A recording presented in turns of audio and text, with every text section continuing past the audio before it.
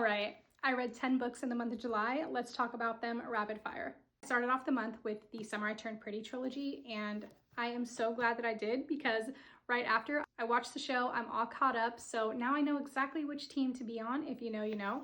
And I feel like Jenny Han's writing is just so beautiful. She perfectly captures teenage years, teenage angst, teenage emotions, pains, the ups and downs. Like, it was nostalgic, it was painful, it was emotional, it was beautiful. Just read this. And especially if you're watching the show, read the series. It's so quick. I then read Promise Me Sunshine by Cara Bastone, and this is now one of my God tier books. I need to read more by her as soon as possible. If you just want a book that's going to breathe life into you, remind you how to find light after grief, and you want to read one of the most beautiful, well-written MMCs ever, this book. I also read Impossible Creatures by Katherine Rundell, and this is a children's lit book.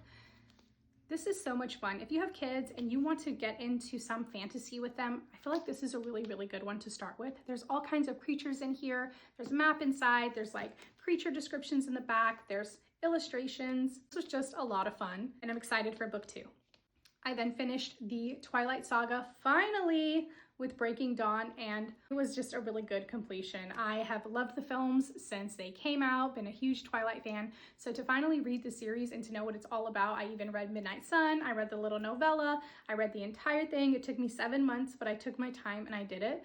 And if you like the films and you like vampires, I mean, you have to read Twilight. I feel like it's just like a rite of passage. I then read The Wedding People by Alison Espach. I could be saying that wrong. This is another book that is just going to breathe life into you, just remind you how to find the light again. I love the relationships in here, the friendships, the found family. There is dark humor. Definitely check your trigger warnings. It's definitely a comedy. You just need to get there. And trust me, it is so worth it. I then read Caught Up by Navessa Allen, and this was just okay to me. I felt the same about Lights Out. I feel like this one especially was just like, okay, it's all spice, where's the plot? Not for me. It is what it is. And then I finished the month out with The Letters of Enchantment duology. Oh my gosh, this is the fantasy I needed. This is the perfect low stakes YA fantasy that I needed. I am obsessed. Divine Rivals is officially one of my all-time favorite fantasy reads. Perfect completion and ruthless vows to the duology. If you just want something to eat up quickly, this is the one. And that's everything I read in the month. I would love to know what your favorite read for July was, or if you read any of the books that I read.